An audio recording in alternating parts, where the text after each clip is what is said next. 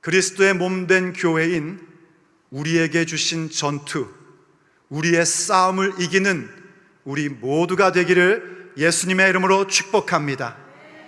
주님께서 약속하신 바 하나님의 낙원에 있는 생명나무의 과실을 먹게 됨이 우리의 영혼의 모습이 될 줄로 믿습니다.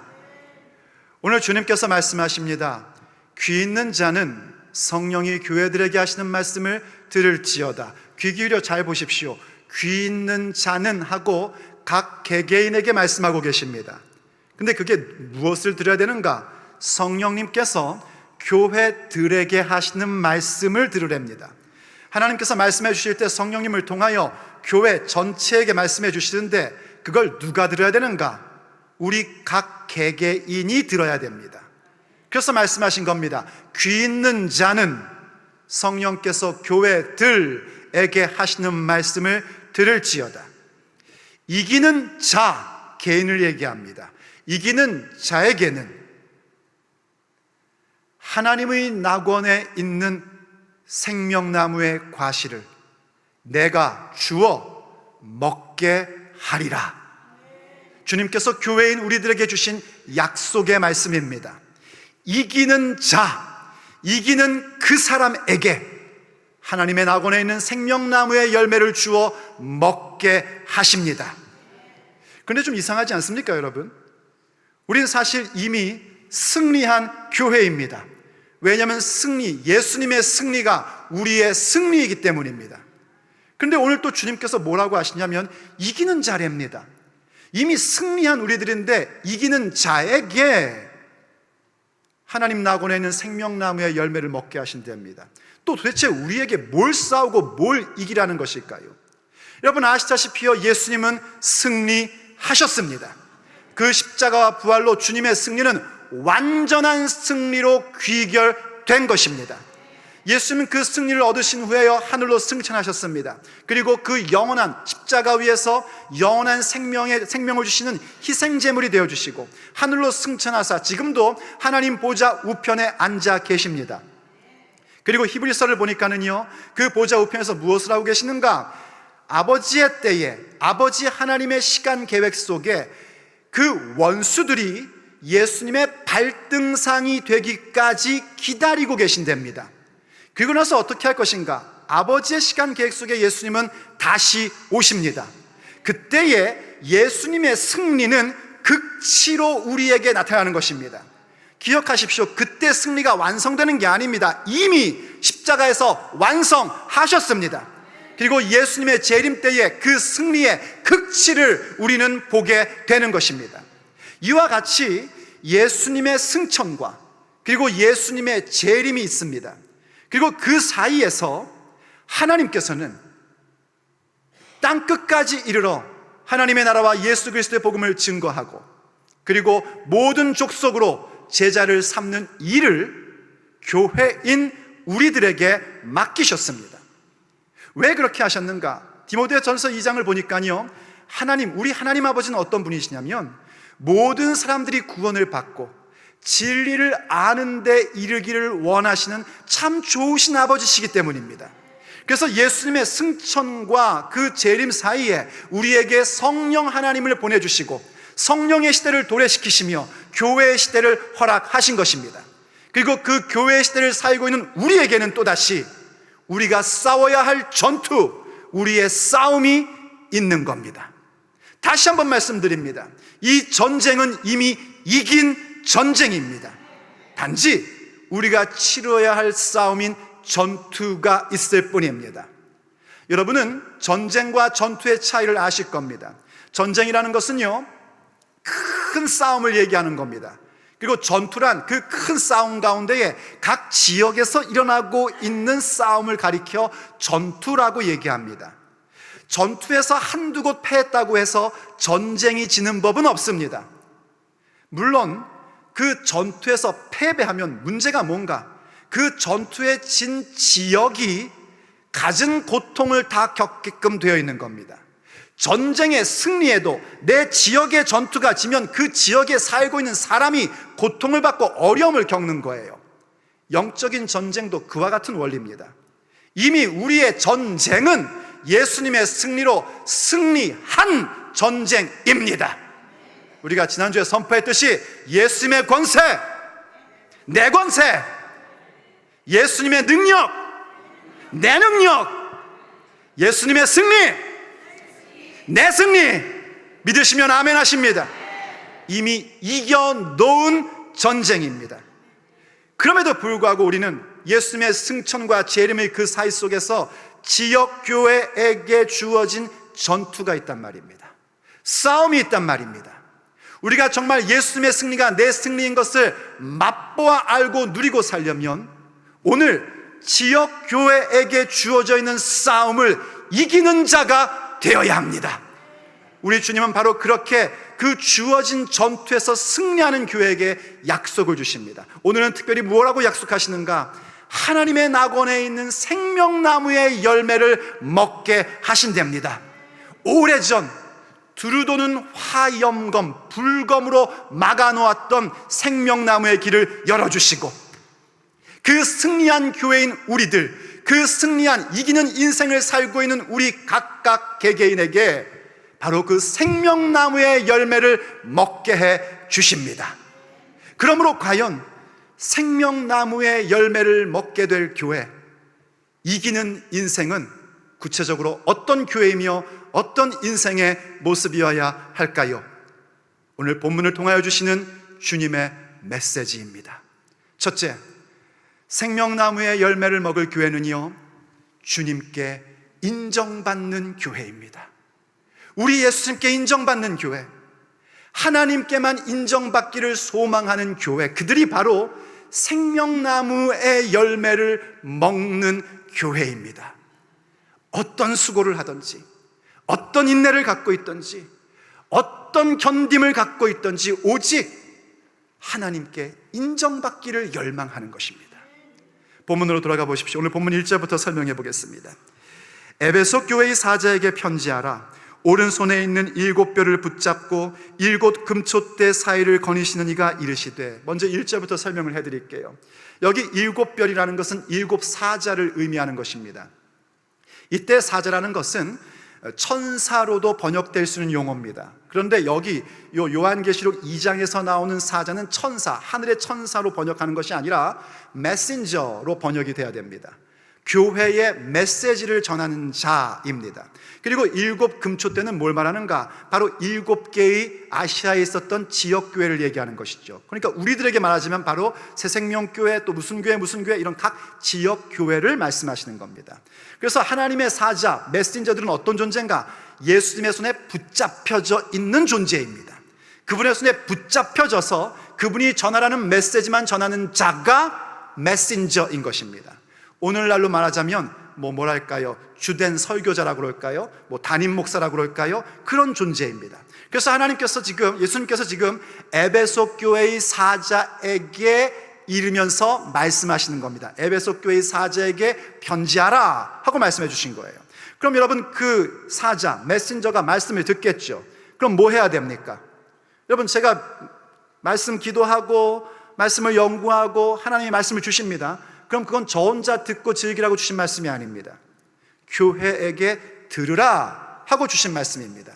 그러니 이 메시지는 에베소의 사자만 듣는 것이 아니라 에베소 교회가 들어야 하는 것이고, 그리고 이미 우리가 봤듯이 7절에서 모든 교회들도 들어야 할 메시지입니다. 근데 그게 어떤 메시지인가? 2절로 보십니다. 예수님께서 말씀하시기를 내가 내 행위와 수고와 내 인내를 알고, 또 3절에서는 이렇게 말씀하십니다. 또 내가 참고 내 이름을 위하여 견디고 게으르지 아니한 것을 아노라 하고 말씀하십니다. 이 에베소 교회는요, 하나님을 위해서 많은 사업을 했던 교회입니다. 하나님을 위해서 많은 일들을 했었어요. 그리고 그 일을 할 때 수고를 아끼지 않았었습니다. 그래서 네 행위와 수고를 안다 하신 거예요. 그때 그 수고는요, 그저 열심히 일해서 피곤한 그 정도의 차원을 얘기하지 않습니다. 이 수고라는 단어의 다른 의미는 뭐냐면 피 흘리며 애쓴다 라는 의미가 내포되어 있습니다. 그러니까 그냥 한두 번 해보는 정도가 아니라 정말 피 흘리기까지 애쓰는 그런 수고를 한 것이고, 그것도 1년에 그저 한 번 해보는 것이 아니라 인내로서 했단 말입니다. 우리도 왜 교회 사역 같은 거 어쩌다 한 번은 할 만하죠, 그죠? 그런데 그냥 어쩌다 한 번 하는 것이 아니라 인내를 가지고 꾸준하게 해왔단 말이죠. 근데 여러분, 그렇게 인내를 가지고 꾸준하게 일하다 보면 어떻습니까? 사람들이 참 별 얘기를 다 합니다. 그럼에도 불구하고 그 인내하고 꾸준히 하면서 별일을 다 겪지만 역시 또 참고 견딥니다. 그리고 이상한 일 겪으면요, 사람이 하던 일도 하기 싫어집니다. 그러나 에베소 교회는 어땠는가? 그 일을 함에 있어서 절대 게으르지 않았습니다. 참고 견딘 것뿐만이 아니라 부지런히 자신에게 맡겨진 하나님의 사업을 최선을 다하여 한 것입니다. 여러분, 그들이 승리하는 인생, 그들이 이기는 교회입니다. 그런 사람들이 예수님의 승리를 맛보아 아는 자가 되는 것입니다. 근데 그때 굉장히 중요한 게 뭐냐면, 잊지 말아야 될 것이, 이 모든 이야기 속에 주님이 하신 말씀이 내가 알고 내가 아노라 하신 그 음성입니다. 그렇게 주님을 위해서 많은 일을 하고 거기에 내가 정말 피 흘리기까지 애쓰고 한두 번 하는 것이 아니라 꾸준히 일하고 꾸준히 일하는 가운데 별일을 다 당하지만 그럼에도 불구하고 견디고 이기고 인내하고 게으르지 않고, 근데 그 모든 것을 하는 것도 누구를 위한 하는가? 누구 딴 사람이 아니라 예수님의 이름을 위해서 하고, 할렐루야. 그 모든 것을 누가 하시는가? 우리 주님이 아신단 말입니다. 그걸 놓치지 말란 말이에요. 여러분, 사람들한테 인정받는 것도 참 좋죠. 사람들이 아이고 집사님 참 잘하십니다, 어쩜 그런 일을 하세요, 이렇게 얘기해 줄 때 기분 좋죠. 좀 이렇게 우쭐해지기도 합니다. 왜 이렇게 정말 잘하세요. 그런데 기분 나빠하면 그건 좀 뭔가 성격적으로 결함이 있는 거예요. 칭찬받으면 기분 좋고 우쭐해지기 마련입니다. 그런데 여러분, 그 칭찬은 영원하지 않습니다. 왠지 아십니까? 사람이란 존재는요, 변덕스럽거든요. 얼만큼 변덕스럽냐고요? 우리 자신만큼. 여러분 자신을 한번 생각해 보십시오. 우리가 얼마나 변덕스럽습니까? 그만큼 내 주변에 있는 사람도 변덕스럽습니다. 그렇기 때문에 그 사람들이요, 내가 막 열심히 정말 하나님의 사업에 수고하고 인내하고 견디고 참고 게으르지 않고 부지런히 하고, 그것도 주님의 이름을 위해서 할 때에 처음 해볼 때는 그럽니다. 아이고 참 잘합니다, 참 수고가 많습니다. 그러다가 자기하고 뭔가 조금만 수가 틀리면 뭐라는 줄 아십니까? 지가 뭔데 그런 일을 해, 이러고 나옵니다. 그러니 여러분, 거기에 소망을 두면 우리는 이기는 교회가 될 수 없습니다. 오직 하나님의 인정을 받기를 열망하셔야 됩니다. 아무리 많은 사람이 나를 칭찬해주고 잘한다 잘한다 해줘도요, 예수님께서 나에게 내가 너를 도무지 모른다 하시면 그건 정말 큰일 나는 겁니다. 비록 사람들이 나한테 욕하고 오해하고 별 이상한 이야기를 다 만들어서 소문을 퍼뜨리고 그런다 할지라도 우리 주님께서 내가 너를 안다, 착하고 충성된 종아, 내가 적은 일에 충성하였으니 내가 큰 것도 맡기리라, 내 주인의 잔치에 참여하라, 이 음성 듣기를 열망하셔야 됩니다. 그게 이기는 교회입니다. 여러분, 왜 노래도 있지 않습니까? 우리가 잘 불렀던, 옛날에 잘 불렀던 노래요. 사랑합니다 나의 예수님, 사랑합니다 아주 많이요, 사랑합니다 나의 예수님, 사랑합니다, 그것뿐이에요. 그게 무슨 얘기입니까? 주님만 알아주시면 됩니다, 그것뿐입니다, 이 얘기 아니에요. 그래서 뒤에 주님의 답변이 나오는 거 아닙니까? 사랑한다 아들아, 내가 너를 잘 아노라, 사랑한다 내 딸아, 내게 축복 더하노라. 한번 해볼래요? 사랑합니다 나의 예수님, 사랑합니다 아주 많이요, 아주 많이요, 사랑합니다 나의 예수님, 사랑합니다 그것뿐이에요, 그것뿐이에요. 사랑한다 아들아, 내가 너를 잘 아노라. 사랑한다 내 딸아, 내게 축복 더하노라. 그쵸 여러분? 그겁니다. 그럴 때 우리는요, 놀라운 일을 영원의 세계 가운데서 경험하게 될 겁니다. 요한계시록 7장 17절이 우리에게 이렇게 말씀해 줍니다. 보라, 보좌 가운데 계신 어린 양이 그들의 목자가 되사 생명수 샘으로 인도하시고 하나님께서 그들의 눈에서 모든 눈물을 씻어 주실 것임이라. 그것 바라보는 겁니다. 우리가 그렇게 오해받고 욕먹고 박해당하고 그럼에도 불구하고 주님의 이름을 위해서 참고 인내하고 견디고 그러면서 흘렸던 그 모든 눈물, 우리 하나님께서 친히 손수 눈물을 닦아 주십니다. 그것이 바로 주님께 받는 인정입니다. 주께 인정받기를 열망하십시오. 그러면 우리는 알게 됩니다. 주님의 승리가 과연 나의 현실 삶에서도 승리로 나타나고 있음을 발견하게 됩니다. 그럴 때에 바로 그렇게 주님께 인정받기를 열망하고 그것을 소망하는 교회는요, 드러나는 특징이 하나 있습니다. 그건 뭐냐면 어떤 악도 용납하지 않는 모습으로 드러나게끔 되어 있습니다. 그래서 두 번째, 생명나무의 열매를 먹는 교회는요, 악을 용납하지 않는 교회입니다. 하나님께 인정받는 걸 열망하고 오직 주님께서 나를 인정해 주시는 것만을 바라보기 때문에 어떤 악한 것도 내 인생 속에 혹은 내가 섬기는 이 지역교회 속에 들어오는 것을 용납할 수가 없는 것입니다. 그래서 악과 싸우는 자가 되고 싸우되 피 흘리기까지 싸울 수 있는 그런 교회로 세워지게 됩니다. 다시 본문을 보십시오. 2절 하반절 말씀입니다. 또 악한 자들을 용납하지 아니한 것과 자칭 사도라 하되 아닌 자들을 시험하여 그의 거짓된 것을 네가 드러낸 것과, 그리고 6절입니다. 오직 내게 이것이 있으니 내가 니골라당의 행위를 미워하는도다. 나도 이것을 미워하노라 하고 칭찬을 해주십니다. 악한 자들이 교회 안에 있더란 말입니다. 그 지역교회 안에요. 왠지 아십니까? 지역교회, 지금 우리가 소속되어 있는 지역교회는 어떤 것인가? 복음 증거의 최전방입니다. 그러다 보니 우리 가운데에는 예수님을 믿어 주님의 몸된 교회에 지체된 사람도 있고, 그리고 은근슬쩍 담장을 넘어온 악한 자들도 있습니다. 그거를 분별할 줄 알고 악을 용납하지 않아야 됩니다.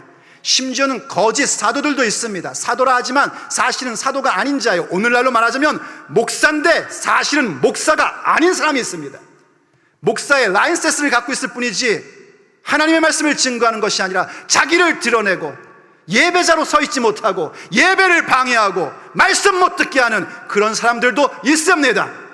그걸 어떻게 해야 되는가? 성도로서, 이기는 교회로서 분별해야 되고 드러나게 해야지 됩니다.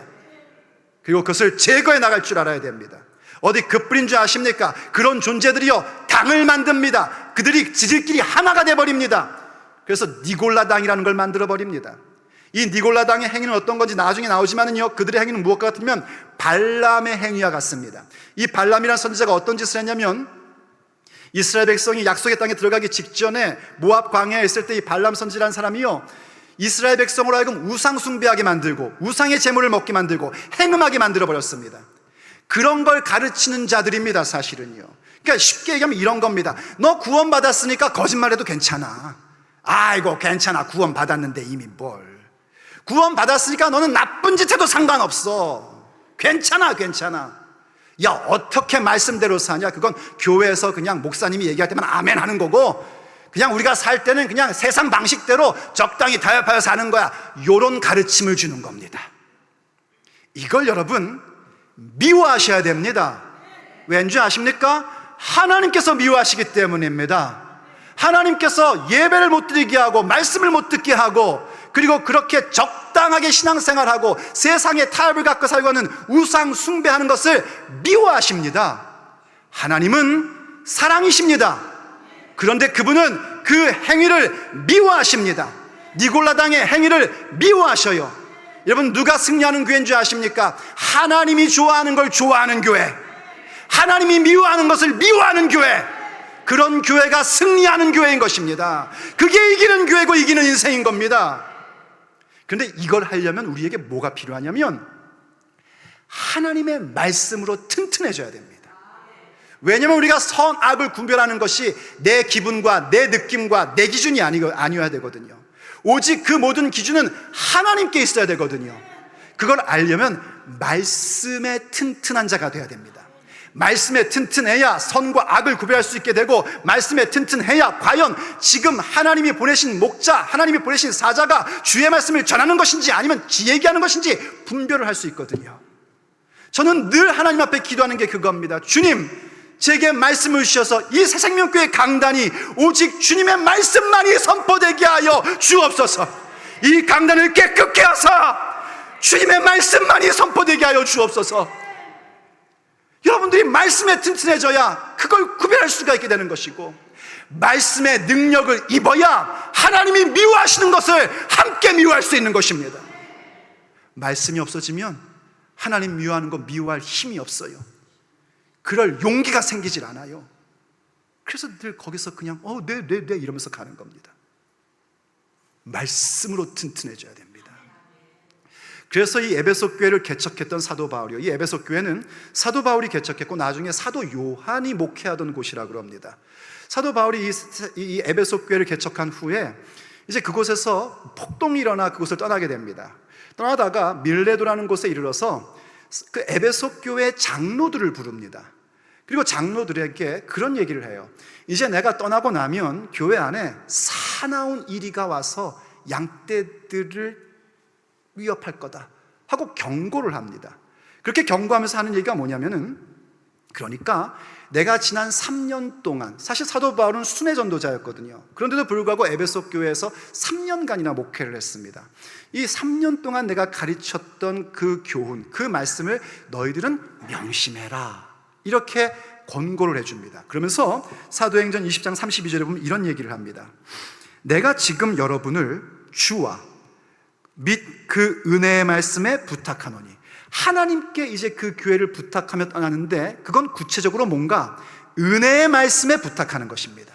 그래서 그 말씀이 여러분을 능히 든든히 세우사 거룩하게 하심을 입은 모든 자 가운데 기업이 있게 하시리라.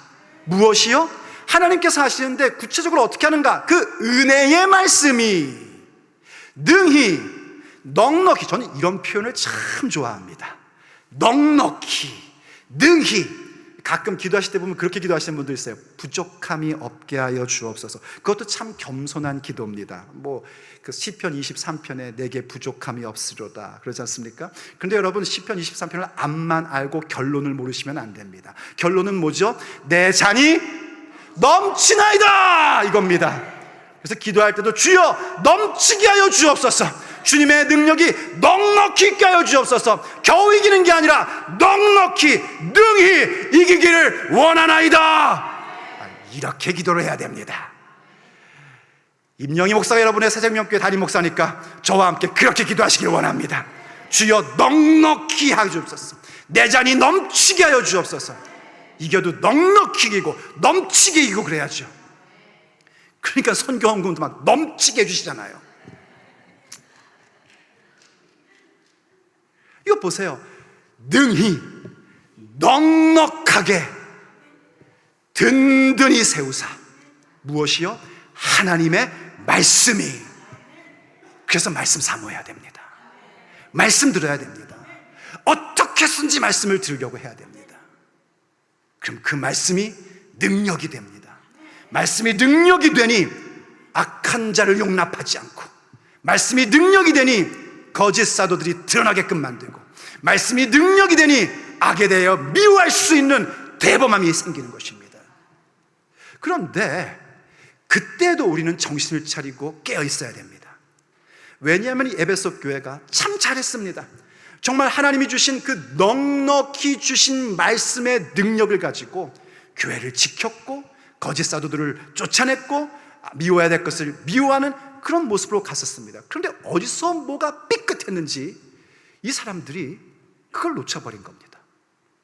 그래서 선과 악의 기준, 그리고 내가 미워하고 좋아해야 될 기준이 더 이상 하나님의 말씀이 아니라 자신의 기분, 자신의 생각, 그러니까 우리식으로 얘기하면 내 비위를 맞춰주면 선하고, 뭔가 나하고 마음이 맞지 않고 내 생각과 틀리면 악하고, 이런 식으로 바뀌기 시작을 한 겁니다.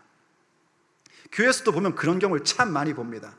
제가 목회를 오래 했다면 오래 해온 사람인데요, 성도들 보면 그런 경우도 종종 봅니다. 아주 마음에 들 때는 그냥 막 좋아가지고 어쩔 줄을 모르다가 뭔가 띠끗하면 그때부터 자기의 기분에 따라서 말을 만들고 전파하고 문제를 일으키는 사람들 생각보다 많습니다. 왜 그랬을까요? 처음 사랑을 버렸기 때문입니다. 처음 사랑을 버리면 그렇게 돼버립니다. 그래서 생명나무의 열매를 먹는 교회, 그 이기는 교회는 셋째로 처음 사랑을 지키는 교회이어야 합니다. 처음 사랑, 처음 행위를 지키는 교회 되십시오. 주님께서 에베소 교회에게 엄중히 경고하셨습니다. 본문 4절과 5절을 봅니다. 그러나 너를 책망할 것이 있다. 여러분, 책망받는 건 복된 것입니다.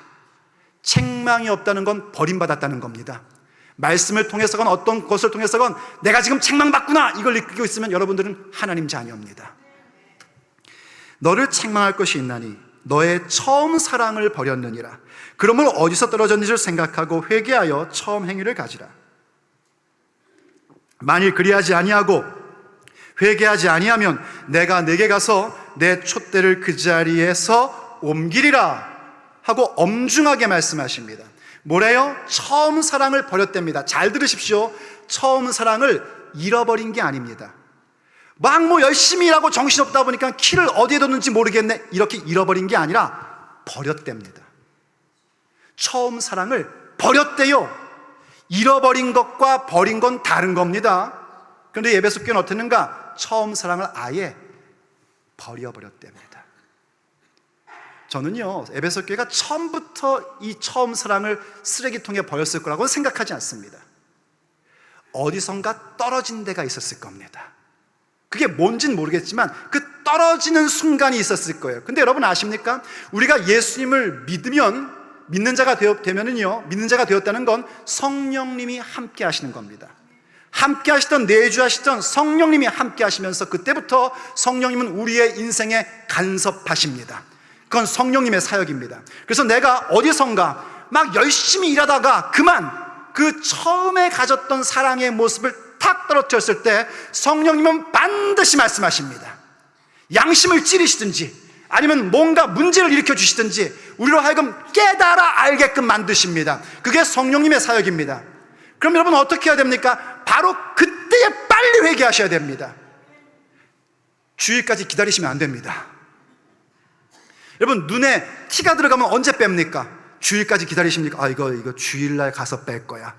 이런 사람 아무도 없잖아요.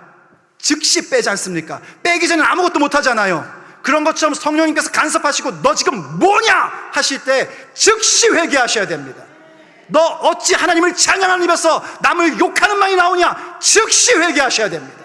어찌 주님의 복음을 전가할 손발이 나 하나님의 것을 훔치면서냐? 즉시 회개해야 됩니다. 그런데 그걸 무시합니다. 성령님이 계속 말씀하십니다. 못 알아들으면 알아듣게 하시려고 여러 가지의 사건과 사고도 주십니다. 그런데도 못 알아듣습니다. 그게 뭐 하는 건 줄 아십니까? 성령님을 근심되게 하는 겁니다.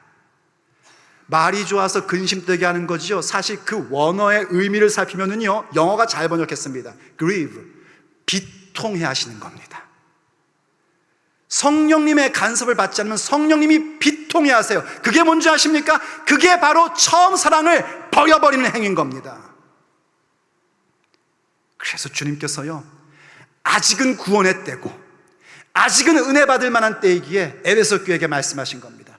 어디서 떨어뜨렸는지 생각해. 하도 성령님의 간섭하심을 계속 거부하고 사니까 어디서 떨어진지 몰라요 지금 내가. 그래서 생각하라는 겁니다. 어디서 떨어뜨린 거야?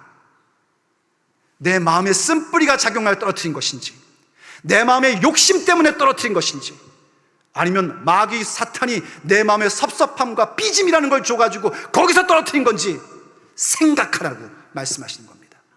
그래서 생각하고 어떻게 해야 돼요? 찾아서 회개해야 되는 겁니다. 회개하고 어떻게 해야 돼요? 처음 행위를 찾으라 하십니다. 처음 행위를 가지라고 말씀하고 계십니다. 그러니까 여러분, 이 처음 사랑이라는 게 첫사랑 아닙니다. 그 10대 때 보고선 가슴 벌컥벌컥 했던 그 첫사랑, 그거 아닙니다. 이 처음 사랑, 에베소 교회가 처음 가졌던 처음 사랑, 처음 행위, 이게 영어로는 참 확실합니다. 영어로는 뭐냐면 Love that you had at first, works that you did at first 거든요. 우리가 처음에 가졌던 그 사랑, 처음에 가졌던 그 행위, 그걸 찾아야 되는데 그게 뭔가 사도행전 19장에 보면은요, 에베소 교회가 어떤 처음 사랑, 처음 행위를 가졌는지가 나옵니다. 사실 에베소 교회는요, 사도 바울이 방문했을 때 이미 복음이 들어가 있었어요. 그래서 예수님 믿는 사람들이 있는데 가만히 보니까 뭐 좀 이상합니다. 그래서 물어봤죠. 너희들이 무슨 세례를 받았냐? 그랬더니 세례 요한의 물 세례만 받았대요. 그럼 너희들 성령을 받았느냐? 물어봤더니 성령을 들어본 적도 없는데요. 그래서 사도 바울이 다시 복음을 얘기하고 예수님의 이름으로 세례를 베풀고 안수를 하자 그들에게 성령이 임하십니다. 그 수가 한 12명쯤 된 겁니다. 이 12명의 사람이 성령 체험을 하고 예언도 하고 방언도 하는 그런 성령 운동의 역사가 일어난 겁니다. 그러자 성령 운동은 자연스럽게 어디로 이끌고 가냐면요, 말씀 운동으로 이끌어 갑니다. 그래서 사도 바울이요, 그곳에 있는 회당에 가서 하나님의 나라의 복음을 3개월 동안 전합니다. 그런데 유대인들이 그 복음을 거부하고 배척합니다. 그러자 나와가지고요, 제자들과 함께 두란노 서원이라는 곳에서 하나님의 말씀을 열심히 가르칩니다. 문헌에 의하면은요, 하루에 막 4시간, 5시간씩 말씀을 가르쳤대요. 그렇게 열심히 말씀 운동이 일어난 거예요. 몇 년 동안요, 도합 3년의 세월 동안 그런 역사가 일어난 겁니다. 당연히 성령 운동, 말씀 운동이 일어나니까 그 지역 가운데 대각성의 운동이 일어납니다. 여러분, 새생명교회 가운데 성령 운동, 말씀 운동이 일어나면은요, 이 타코마 가운데 대각성의 운동이 일어나게 됩니다. 우리에게 달려 있어요. 우리가 어떻게 하냐에 달려 있습니다.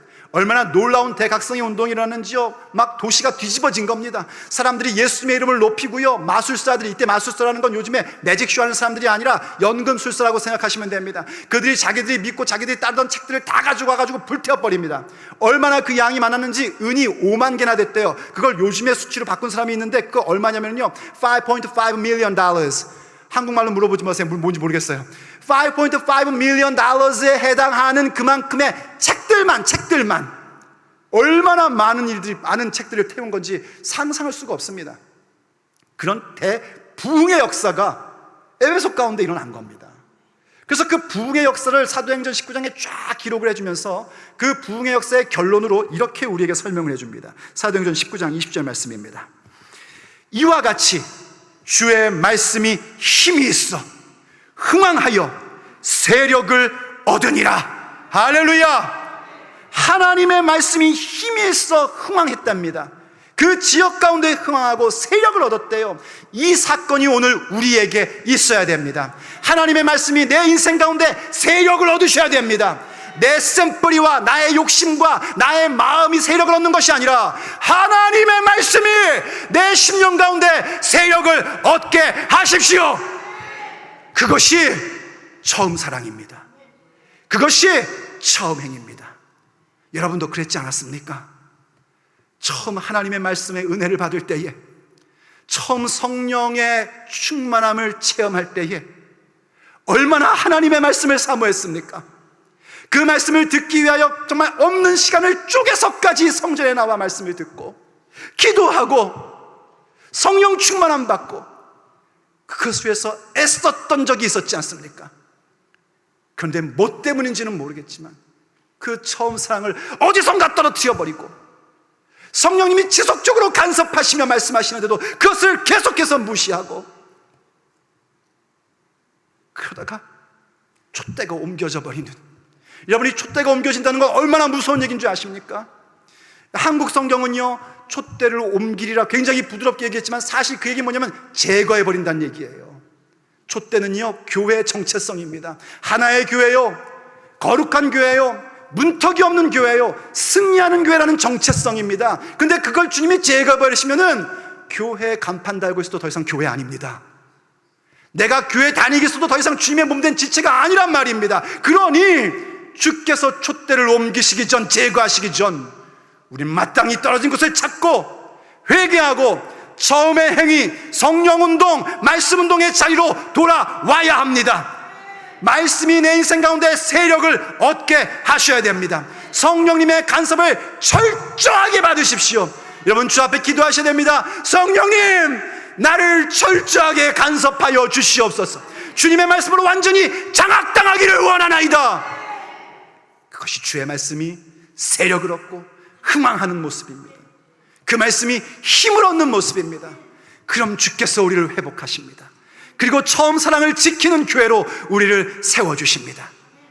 그럴 때 우리는 그날 그곳에서 이것을 볼 것입니다. 요한계시록 22장 1절. 또 그가 수정같이 맑은 생명수의 강을 내게 보이니 하나님과 및 어린 양의 보좌로부터 나와서 길 가운데로 흐르더라. 강 좌우에 생명나무가 있어 12가지 열매를 맺되 달마다 그 열매를 맺고 그 나무 잎사귀들은 만국을 치료하기 위하여 있더라. 할렐루야. 우리는 승리하는 교회가 되는 것입니다. 예수님의 승리가 바로 지역교회인 타코마 새생명교회 승리로 임하는 것을 보게 될 것입니다. 예수님의 승리가 나 한 사람의 인생 가운데 승리임을 확인하게 될 것입니다. 그리고 그날 그곳에서 우리는 생명나무의 과실을 목격하는 것뿐만이 아니라 주님이 주시는 것을 얻어서 먹는 자가 될 것입니다. 그리고 그 길을 가는 동안에 우리는 또 보게 될 것입니다. 그 생명나무의 잎사귀가 만국을 치료하는 역사를 우리의 그 승리하는 발걸음 걸음마다 함께 보게 될 것입니다.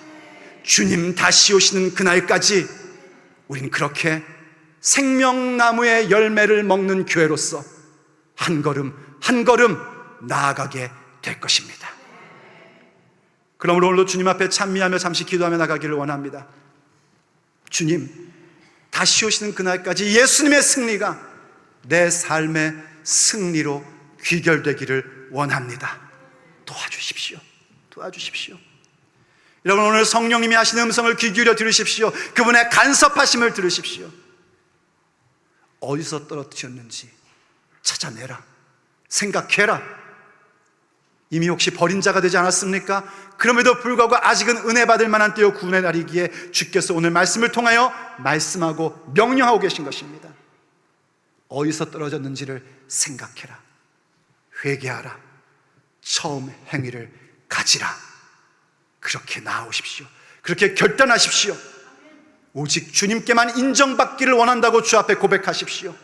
그러니 내 삶의 어떤 악도, 또 우리 교회의 어떤 악도 용납할 수 없다고 말씀하십시오. 그러니 내게 말씀의 능력 달라고, 말씀을 내가 품을 수 있고 말씀으로 흥황한 자가 되게 해달라고 주 앞에 기도하십시오. 주님께서 오늘 우리에게 또 기적을 베풀어 주실 것입니다.